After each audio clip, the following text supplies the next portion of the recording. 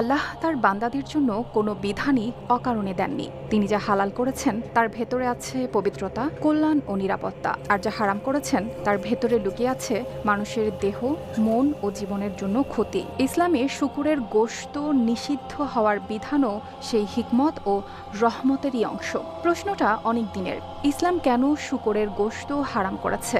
শুধু মুসলিমদের মধ্যেই নয়, অন্য ধর্মের মানুষের কাছেও এই প্রশ্ন বহুবার ওঠে। কেউ মনে করেন বিষয়টিকে শুধু ধর্মীয় নিষেধ, কেউ আবার জানতে চান এর পেছনে যুক্তি কি। إنما حرم عليكم الميتة والدم ولحم الخنزير وما أهل به لغير الله فمن اضطر غير باغ ولا عاد فلا إثم عليه إن الله غفور رحيم।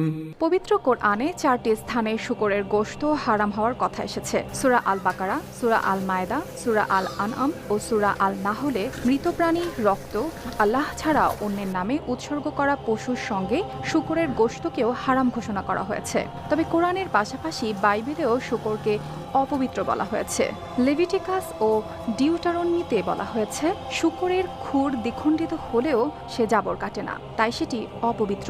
ধর্মীয় নিষেধাজ্ঞার বাইরে স্বাস্থ্যগত দিক থেকেও শূকরের গোশত নিয়ে বহু সতর্কতার কথা বলা হয়। এই প্রাণীর মাংস খাওয়ার কারণে মানবদেহে নানা ধরনের পরজীবী ও কৃমির ঝুঁকি তৈরি হতে পারে। ফিতা কৃমি বা টিনিয়া সোলিয়াম, ট্রিচিনেলা জাতীয় সংক্রমণ, পেটের সমস্যা, চর্মরোগ ও শরীরের বিভিন্ন অঙ্গে জটিলতা, এসব ঝুঁকির কথা চিকিৎসা আলোচনায় দীর্ঘদিন ধরে বলা হয়ে আসছে। এছাড়াও শূকরের মাংসে চর্বির পরিমাণ বেশি। অতিরিক্ত চর্বিযুক্ত খাবার মানুষের রক্তে কোলেস্টেরল, উচ্চ রক্তচাপ ও হৃদরোগের ঝুঁকি বাড়াতে পারে। এই নোংরা প্রাণীটি বসবাস করতে স্বাচ্ছন্দ্য বোধ করে নিজেদের বিষ্ঠা মানুষের মল ও ময়লাপূর্ণ জায়গায়। শুধু কি তাই, ভূপৃষ্ঠের ওপরে শূকর অশ্লীলতায় নির্লজ্জতম প্রাণী। শূকরই একমাত্র পশু যে তার স্ত্রী সঙ্গীর সাথে সঙ্গম করার জন্য অন্য পুরুষ সঙ্গীদের ডেকে আনে। ইউরোপ আমেরিকার অধিকাংশ মানুষের প্রিয় খাদ্য শূকরের গোশত।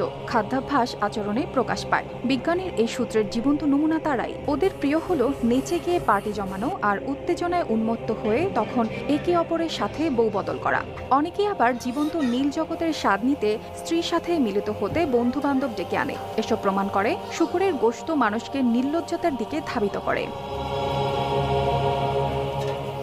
শেষ কথা হলো, একজন মুসলিমের জন্য সবচেয়ে বড় যুক্তি হলো আল্লাহর আদেশ। আল্লাহ যা হালাল করেছেন তা গ্রহণ করা নিয়ামত, আর তিনি যা হারাম করেছেন তা থেকে দূরে থাকা ঈমানের দাবি।